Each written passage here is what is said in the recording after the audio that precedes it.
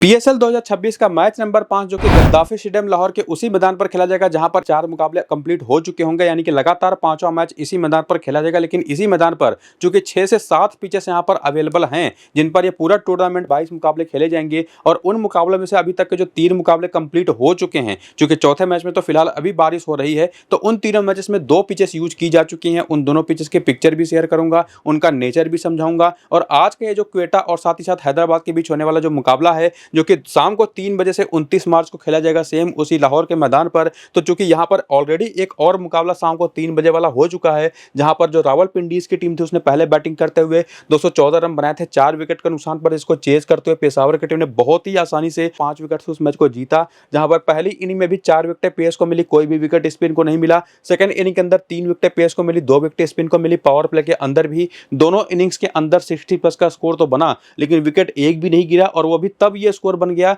जबकि दोनों टीमों में एक एक ओपनर्स थे, बाबर आजम और मोहम्मद रिजवान। और इसके पहले के जो 2 और मुकाबले इस मैदान पर खेले जा चुके हैं वो रात के मैचेस थे जो शाम को 7:30 बजे से स्टार्ट हुए थे। और ये जो दोनों मुकाबले थे वो इस पिच पर खेले गए थे जहां पर जो ग्रास की कवरिंग थी वो थोड़ी सी ज्यादा थी और वो पिच नंबर 7 थी जहां पर पहले दोनों मुकाबलों के अंदर कराची की टीम ने पहले बैटिंग करने के बाद और लाहौर की टीम ने पहले बैटिंग करने के बाद मैचेस को जीता, जहां पर निश्चित तौर पर क्वेटा की टीम भी और हैदराबाद की टीम भी स्कोर को चेज करते हुए हारी है। लेकिन हैदराबाद की टीम ज्यादा बुरी तरह से हारी थी और उनकी कप्तानी भी और इवन पूरी की पूरी टीम भी काफी कमजोर दिखाई पड़ रही थी। उसी बेसिस पर आज भी हम समझेंगे कि क्या वो क्वेटा को यहां पर चैलेंज कर पाएगी। लेकिन जो आखिरी मैच पिच नंबर 6 पर खेला गया उसकी पिक्चर आप यहां पर देख सकते हैं जो कि थोड़ी सी ज्यादा अगर हम बात करें तो विजिबल थी, यानी कि उस पर जो ग्रास की कवरिंग थी वो थोड़ी सी कम थी और इसी वजह से कोई बहुत ज्यादा चेंज वहां पर सेकंड इनिंग के दौरान बैटिंग में हुआ नहीं, क्योंकि जब ग्रास की मात्रा ज्यादा होगी तो निश्चित तौर पर वहां पर गेंद होल्ड करती है, खास करके इंडियन सब कॉन्टिनेंट के कंडीशंस में जहां पर बहुत ही गर्मी भी होती है।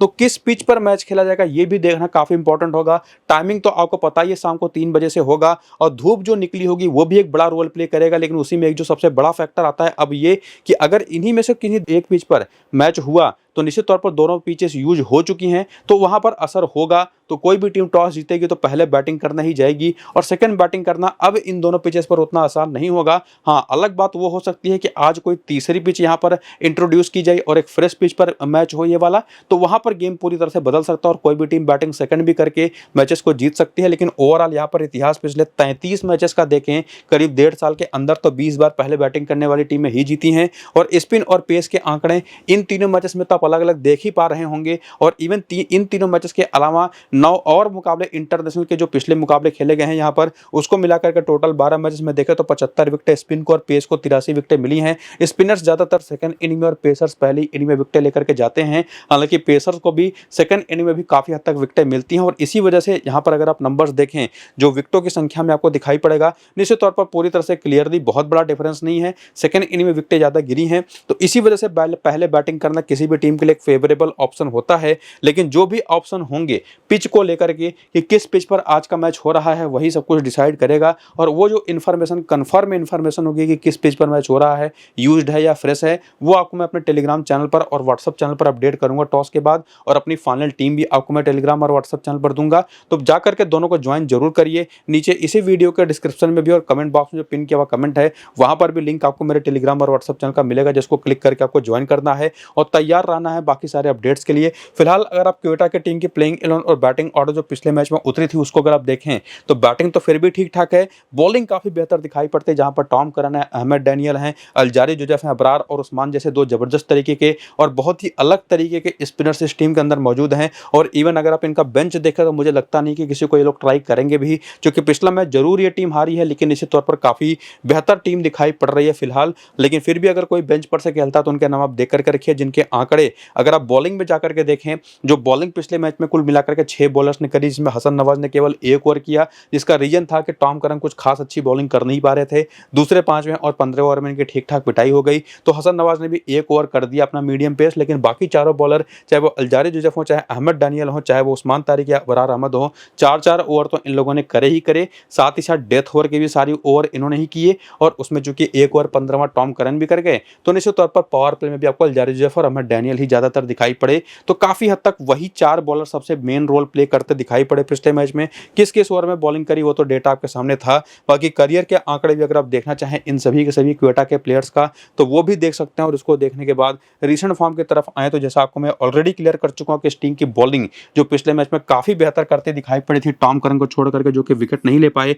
लेकिन उसमें Ahmed Daniel, Alzarri Joseph, Abrar Ahmed और उस्मान तारिक ने ना सिर्फ आपको 4-4 ओवर करते दिखाई पड़े, बल्कि इन्हीं चारों ने मिल करके अगर आप देखें तो 3-2, 1 और 1 विकेट कर करके टोटल कुल मिलाकर के 7 विकेटें भी लीं। और यही चारों के चारों आज के इस मैच के लिए भी सबसे सेफ बॉलिंग ऑप्शन आपकी टीम में होंगे भी। लेकिन अगर आप थोड़ा सा वो रिस्क ले पाएं एक ट्रम्प प्लेयर के तौर पर, तो आप टॉम करन को भी निश्चित तौर पर ट्राई कर सकते हैं। तो ये तो बात हो गई बॉलिंग की। लेकिन बैटिंग अगर आप देखने जाएं, जहां पर सऊद शकील ने 33 रन बनाए, 52 रन सामिल हुसैन ने बनाए। और सामिल हुसैन तो काफी परफेक्ट बैटर दिखाई पड़े। हालांकि अभी बांग्लादेश के दौरे पर भी ये गए थे पाकिस्तान की टीम की तरफ से, और वहां पर टेक्निकली बहुत ही ज्यादा फ्लॉज इनके अंदर दिखाई पड़े थे। लेकिन वहां पर चूंकि एक्स्ट्रा पेस था बॉलर्स के पास, साथ ही साथ बाउंसी पिचेस थी, तो निश्चित तौर पर जो घास थी वहां की पिच के ऊपर और जो बाउंसी नेचर था उन पिचेस का, वो इनको दिक्कतें दे रहा था, जो कि यहां पर गद्दाफी स्टेडियम लाहौर पर हमको बिल्कुल दिखाई नहीं दिया। काफी इवन बाउंस था और आप प्रेडिक्ट कर सकते थे कि गेंद कहां पर आएगी, तो वहां पर तो इन्होंने रन बना दिए। लेकिन सऊद शकील निश्चित तौर पर इस टीम के कप्तान जो हैं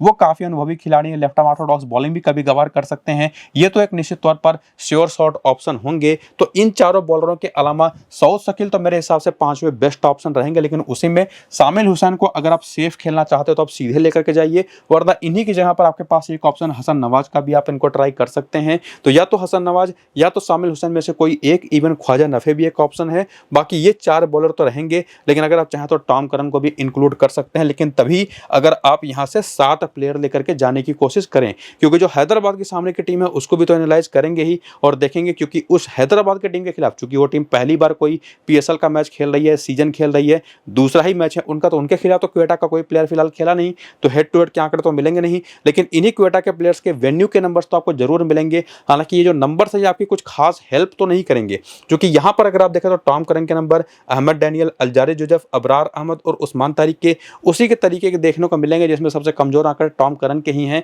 जो कि आपको मैं ऑलरेडी सजेस्ट कर चुका हूं पीछे रीसेंट फॉर्म में ही कि किनको लेकर के जाना है और किसको डिफरेंशियल बॉलिंग ऑप्शन के तौर पर ट्राई करना है। और बैटिंग में भी आपको वही सेम चीज दिखाई पड़ेगी। लेकिन हाँ, हसन नवाज यहां पर काफी शानदार काम करते रहे हैं, वो एक ऑप्शन के तौर पर दिखाई पड़ते हैं। लेकिन वही बात एक बार फिर से कि जो आपको मैंने सऊद शकील प्लस 4 बॉलर और प्लस सामिल हुसैन का 6 ऑप्शन बताया, जिसमें यह भी कहा था कि अगर आप सेफ खेलते हैं तो सामिल हुसैन को ट्राई करते हैं, वरना आप हसन नवाज के साथ भी जा सकते हैं। वरना अगर आप 7 प्लेयर लेकर के जाना चाहते हैं तो सामिल हुसैन भी और हसन नवाज भी आपकी टीम में हो सकते हैं, या आप चाहें तो टॉम करन को भी लेकर जा सकते हैं। तो ये काफ़ी हद तक उसका रीजन वही होगा, क्योंकि जो सामने की टीम, हालांकि अभी भी बता दे रहा हूँ, वो टीम थोड़ी सी एक्सपीरियंस के हिसाब से भी और खास करके जो पिछले मैच की परफॉर्मेंस है उसके हिसाब से भी कमजोर दिखाई पड़ी। लेकिन क्या उधर से 4 ही ऑप्शन हमको लेने पड़ेंगे या और भी कोई बेहतर ऑप्शन मौजूद है, वो भी देखना पड़ेगा। लेकिन उसको देखने से पहले यहां पर अगर आप क्वेटा के बैटर्स की वीकनेसेस को चेक करने जाएं प्लेयर बैटल के अंदर, तो जो सऊद शकील हैं, ख्वाजा नफे हैं या इवन रायली रूसो हैं, तीनों के तीनों स्पिन उतनी अच्छी नहीं खेलते। अब चूंकि रायली रूसो एक साउथ अफ्रीकन प्लेयर्स है, लेफ्ट हैंडर हैं, तो ऑफ स्पिन के खिलाफ इनका बहुत ही बुरा बैटल है। लेग स्पिन पर भी आउट होते हैं और लेग स्पिन पर तो बाकी पाकिस्तानी खिलाड़ी भी बहुत अच्छा नहीं खेलते। लेकिन पाकिस्तानी प्लेयर्स का आपको मैं हमेशा बताता हूं कि लेफ्ट आर्म ऑर्थोडॉक्स बॉलर वो उनकी एक कमजोरी रही है, जो कि नंबर्स में भी आपको दिखाई पड़ेगी, चाहे वो ख्वाजा नफे के खिलाफ हो, चाहे वो इवन सऊद शकील के खिलाफ हो। नंबर्स में दिखाई नहीं पड़ रहा, नंबर्स में तो left arm medium pace bowling दिखाई पड़ेंगे के खिलाफ, लेकिन ओवरऑल कमजोर ये लोग रहते हैं। इंडिविजुअली आपको यहाँ पर मोहम्मद अली का नाम भी दिखाई पड़ जाएगा, लेफ्ट आर्म मीडियम पेस तो उनके खिलाफ दिखाई पड़ेगा ही, राली मेरेडिथ का भी नाम दिखाई पड़ेगा, और बाकी भी जो बैटर्स उनके खिलाफ भी बाएं हाथ की तेज गेंदबाजी और लेफ्ट आर्म ऑर्थोडॉक्स बॉलिंग हमेशा से यूजफुल रही है जब सामने क्वेटा की टीम होती है। तो इन कमजोरियों को देखने के बाद जो सामने की टीम में ऑप्शन है लेफ्ट आर्म ऑर्थोडॉक्स का या left arm medium fast bowler का, वो निश्चित तौर पर आकिफ जावेद के तौर पर, और यहां पर हसन खान जैसा शानदार ऑप्शन दिखाई पड़ेगा, जो टीम के वाइस कप्तान भी हैं, पिछले मैच भी शानदार बॉलिंग करे थे। लेकिन आकिफ जावेद इनसे निश्चित तौर पर पिछले मैच पता नहीं क्यों केवल 2 ही ओवर कराए थे। कप्तान मार्नस लबुसैन जो कि खुद अपने 3 ओवर कर गए, हालांकि उसमें खास अच्छी बॉलिंग कर नहीं पाए। बैटिंग ऑर्डर भी आप इनकी यहां पर देख सकते हैं, जिसमें ज्यादातर प्लेयर आपको विकेट फेंकने वाले ही दिखाई पड़ेंगे या T20 के उतने बेहतर ऑप्शन दिखाई नहीं पड़ेंगे। और इवन बॉलिंग भी अगर आप कंपेयर करें तो वो अगर हम बात करें एक्सपीरियंस या टैलेंट साइलेंट आपको दिखाई नहीं पड़ेगा, जो कि आपको पीछे क्वेटा की टीम में ऑलरेडी दिखाई पड़ चुका है। तो यहीं से काफ़ी हद तक क्लियर तो हो रहा है कि टीम बहुत ही अच्छी दिखाई तो नहीं पड़ रही हैदराबाद की, लेकिन उसमें अगर आप बेंच को भी देखने जाएं तो वो भी आपके सामने, जहां पर माज सदाकत, महीश तीक्ष्णा, शर्जील खान जैसे ऑप्शन मौजूद हैं। बॉलिंग में हुनैन शाह हैं, सैयन जहांगीर और साथ ही साथ साद अली जैसे बैटर भी हैं, और बाकी अहमद हुसैन जैसे ऑलराउंडर हैं। लेकिन ग्लेन मैक्सवेल फिलहाल अभी मौजूद है नहीं, अवेलेबल है नहीं। बाकी बॉलिंग जो पिछले मैच में इनकी तरफ से हुई, जिसमें मार्दस लबुसैन ने 3 ओवर करे, यहाँ पर मोहम्मद अली ने 3 ओवर करे, 2 और आकिब जावेद ने किए, लेकिन बाकी सैम अयूब, राले मेरेडिथ और हसन खान ने पूरे 4-4 ओवर किए। और इसी वजह से ये 4 ओवर के जो बॉलर्स हैं सबसे ज़्यादा इंपॉर्टेंट होने वाले हैं। और जिसमें आकिब जावेद, जो कि एक वीकनेस रही है left arm medium pace bowling सामने वाली टीम की, तो इनको भी मैं सजेस्ट करूंगा, और हसन खान तो रहेंगे ही।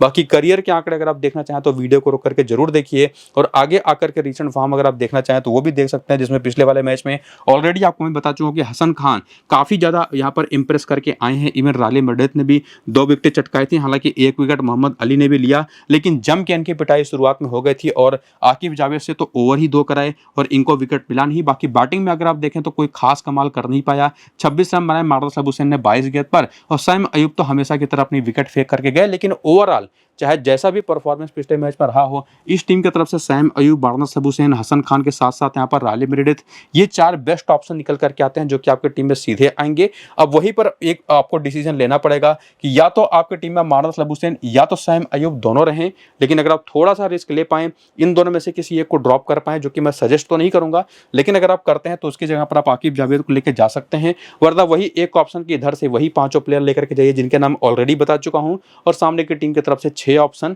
और उसमें आपको डिसाइड करना पड़ेगा कि वो छठा ऑप्शन सामिल हुसैन होंगे या हसन नवाज होंगे या टॉम करन होंगे, तो वो आपके ऊपर रहेगा। बाकी किस इनिंग की बैटिंग बॉलिंग होगी उसके हिसाब से मैं तो तय करूंगा ही, और वो आपको मैं टेलीग्राम और व्हाट्सएप पर बता दूंगा। और उसी वजह से मैंने कहा भी था कि फाइनल टीम के लिए टेलीग्राम और व्हाट्सएप को ज्वाइन करके रखिएगा। फिलहाल आप हेड टू हेड के आंकड़े देख सकते हैं, जहां पर एक ही मैच खेल करके 62 रन बना चुके हैं क्वेटा के खिलाफ कुशल परेरा, इरफान खान भी अच्छा खेल चुके हैं, इवन उस्मान खान और सैम अयूब के आंकड़े भी काफी अच्छे हैं। बॉलिंग में आकिब जावेद और मोहम्मद अली का नाम आपको दिखाई पड़ेगा। उसके बाद वेन्यू के नंबर देखने आएंगे तो लगभग वही सारी इंडिकेशंस आपको मिलेंगी प्लेयर सिलेक्शन को लेकर के, जो आपको मैं ऑलरेडी क्लियर कर चुका हूं। हालांकि कुशल परेरा के नंबर्स आपको अच्छे दिखाई पड़ेंगे, उस्मान खान के भी अच्छे दिखाई पड़ेंगे, लेकिन इन दोनों को लेने से ज़्यादा बेहतर होगा कि आप उन प्लेयर्स के साथ जाएं जो ज़्यादा सेफ्टी प्रोवाइड कराएं, खास करके स्मॉल लीग के पर्सपेक्टिव से, और आपको हारने से बचाएं। हाँ, इन दोनों को आप निश्चित तौर पर डिफरेंशियल प्लेयर्स के तौर पर फ्री टू प्ले कॉन्टेस्ट की टीम, अगर आप मल्टीपल टीमें बना रहे हैं या ग्रैंड लीग की टीमें बना रहे हैं, तो वहां पर आप इन दोनों को लेकर जा सकते हैं। बाकी वीकनेसेस को चेक करते हैं प्लेयर बैटल में, एक बार वही फिर कॉमन ऑप्शन,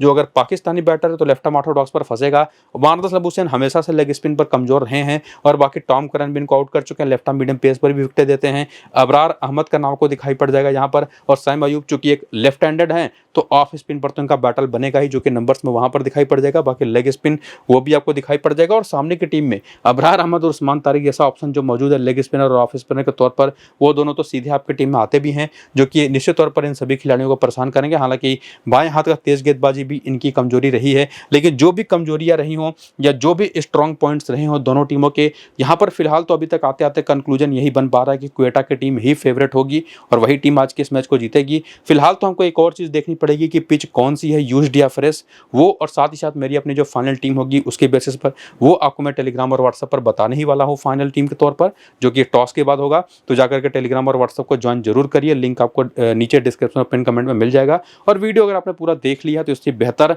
इन्फॉर्मेशन आपको और कहीं मिलेगी नहीं, और सिंपलीफाइड इन्फॉर्मेशन जिसको कहना चाहिए कि टीम आपकी बन जाए फिलहाल, तो पूरा जरूर देखिएगा। फिलहाल चलते हैं, नमस्कार।